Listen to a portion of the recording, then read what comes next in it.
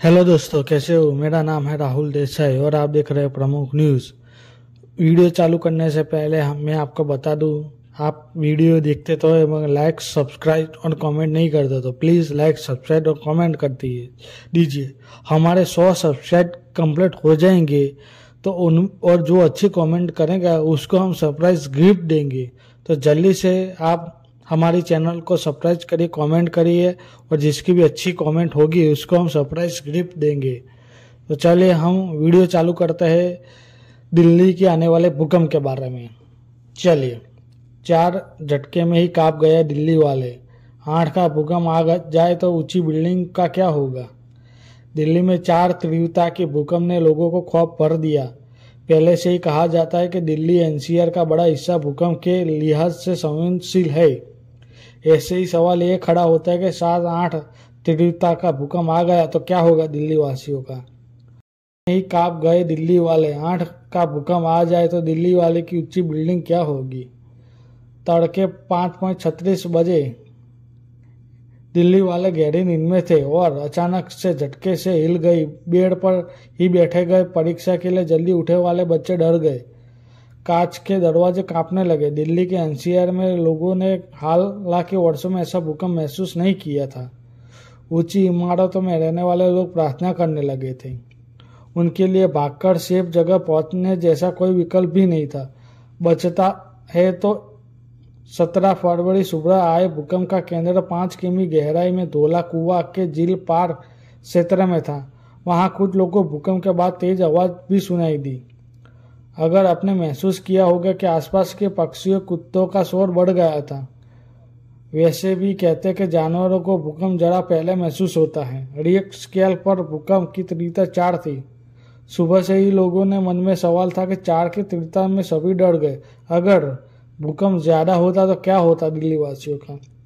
पहले ये जान लीजिए कि गहराई कम होने और भूकंप का केंद्र राजधानी दिल्ली में होने के कारण एनसीआर में इस ज्यादा महसूस किया।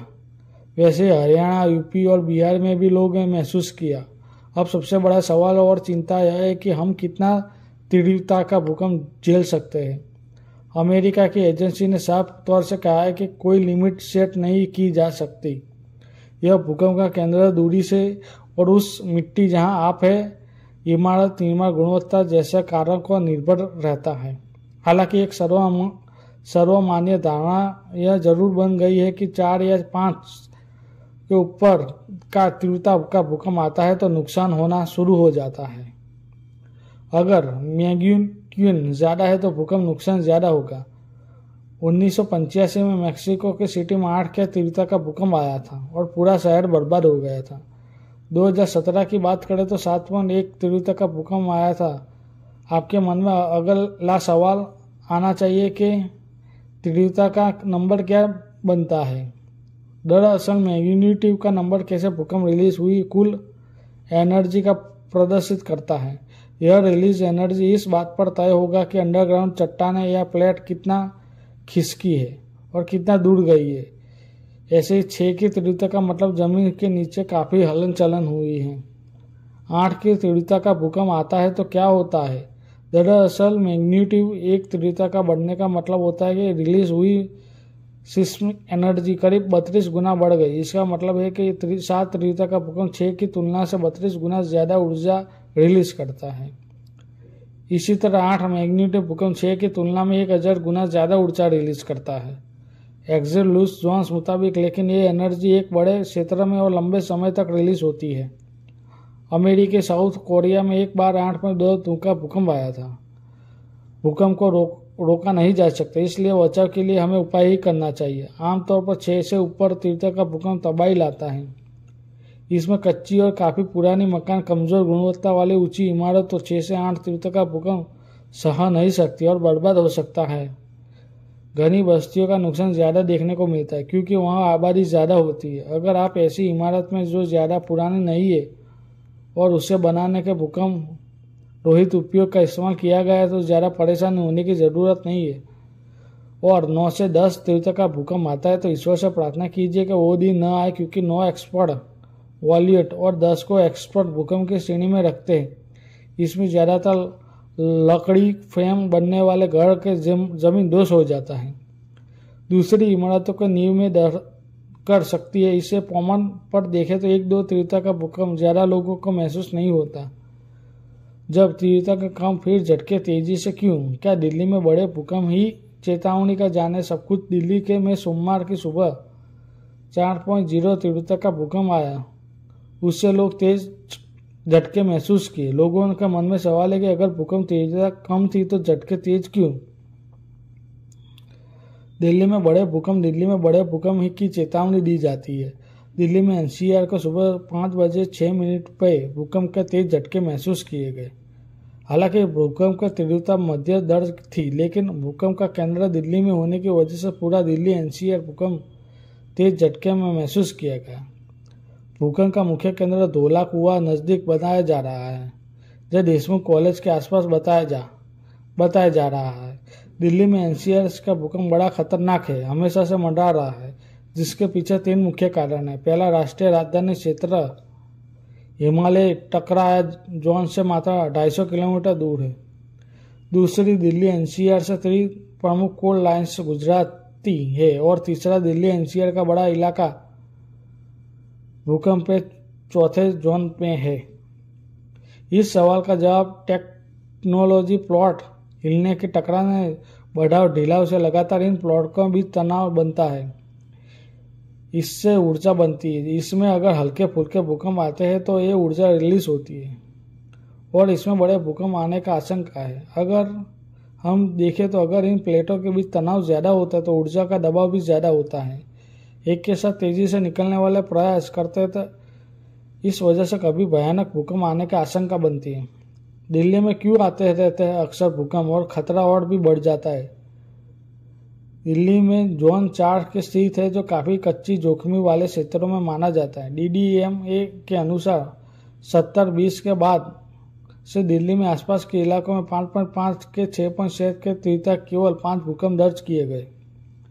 दिल्ली हरिद्वार पर्वतमाला और दिल्ली मुरादाबाद भूकंप में 2 प्रमुख रेखाएं हैं जो दिल्ली से लेकर गुजराती है और इसमें भूकंप प्रत्यक्ष अधिक संवेदनशील बनाई जाती है। दोनों में MSKV 111 तकनीक का तीव्रता वाले भूकंप पैदा करने की क्षमता है, जो दिल्ली में काफ़ी संभावना है। नेशनल सेंटर ऑफ सेस्मोलॉजी अनुसार कोई अन्य कमजोर क्षेत्र में फॉल्ट भी दिल्ली के पास है। मुरादाबाद फ्लॉड, सोहना फ्लॉड, महान सीमा फ्लॉड, दिल्ली सरगोता रिज, यमुना नदी रेखा, गंगा नदी रेखा और अन्य दिल्ली हिमालय के से निकट है, जो भूकंपीय रूप में बहुत सक्रिय है। भूकंप प्रति संवेदनशील बनानी जाती है। भूकंप का सबसे खतरनाक जोन 5वां जोन है और दिल्ली भूकंप चौथे जोन में आता है। यह इसलिए क्योंकि दिल्ली का एंट्रोप्लेट इलाके के ऊपर बसा है और यही वजह से दिल्ली पर हाई रिस्क वाले भूकंप क्षेत्र में आते हैं और इसलिए एक ही टेक्नोप्लेट के अंदर अलग अलग तरह से आने वाले भूकंप का असर दिल्ली एनसीआर में पड़ता है। भूकंप से जमीन तेजी से हिलने लगती है। अगर हिंदुकुश का हिमालय क्षेत्र में कभी 5 या उससे ज़्यादा तीव्रता का भूकंप आए तो उसकी पहली लहर में मात्र 5 से 10 भूकंप की गहराई। इसके लिए मुख्य कारण है क्योंकि अगर भूकंप गहराई कम होगी तो भूकंप पे झटके कम होंगे लेकिन महसूस होंगे, और वही अगर गहराई ज़्यादा होगी तो दिल्ली में ज़मीन ज़्यादा देर तक कांपती रहेगी और स्केल तीव्रता ज़्यादा मतलब नहीं है। नेचुरल जनरल में छपी एक रिपोर्ट के मुताबिक गंगा बसिन करीब 2.5 लाख वर्ग किलोमीटर इलाके में फैला है और यह भारतीय प्रायद्वीप के उत्तरी मैदानी किनारे पर हिमालय बीच में मौजूद है। इसकी शुरुआत पश्चिम में दिल्ली हरिद्वार रिज लेकर पूर्व मौजूद मुगर सहरसा रिज तक है। दिल्ली की जमीन अरवल्ली दिल्ली प्लॉट ब्लेड यानी 54 करोड़ से भी 250 करोड़ साल पहले पहाड़ी इलाका और गंगा बसी के पश्चिम किनारे में नजदीक है। दूसरा है कि यमुना नदी के मैदान में इलाके में जमीन परत नरम है और यही वजह से कि इलाकों में भूकंप की लहर ज़्यादा पता चलती है। अगर यह परत ठोस होती है तो लहर कम पाती है। दूसरी बात है कि दिल्ली में जो पोल लाइसेंस उनकी गहराई 250 किलोमीटर है। पृथ्वी वैज्ञानिक मंत्रालय रिपोर्ट मुताबिक पूर्व दिल्ली में सही यमुना और उसके बाढ़ में मैदानों के ज़्यादातर इलाके सबसे ज़्यादा संवेदनशील है। लुटियंस, जनकपुरी, रोहिणी, कारोली बाग, पश्चिम बिहार, सरिता विहार, गीता कॉलोनी, शकरपुर और जनकपुरी के साथ साथ कई इलाके भूकंप के लिए हाई रिस्क वाले इलाके माने जाते हैं। दिल्ली एयरपोर्ट हौज खास भी हाई रिस्क कैटेगरी में है। यमुना बैंक, पद्मपुरा, उत्तम नगर, नरेला और पंजाबी बाग 6.5 भूकंप के लिए बेहद संवेदनशील माने जाते हैं। तो आपने देखा कि दिल्ली में जब भूकंप आते हैं तो 4.5 जैसे भूकंप आते हैं, लेकिन जो 4.5 से भी ज़्यादा 5 या 6 भूकंप आए तो बहुत बड़ा खतरा मंडरा सकता है दिल्ली वासियों के ऊपर। तो दिल्ली वासियों को देखना चाहिए कि अगले भूकंप के बारे में, कि भूकंप के कोई उसे रोक नहीं सकता, वो कुदरती ही है। तो आपको ये वीडियो कैसा लगा? अच्छा लगा तो लाइक करिए, फॉलो करिए, सब्सक्राइब करिए। Thank you.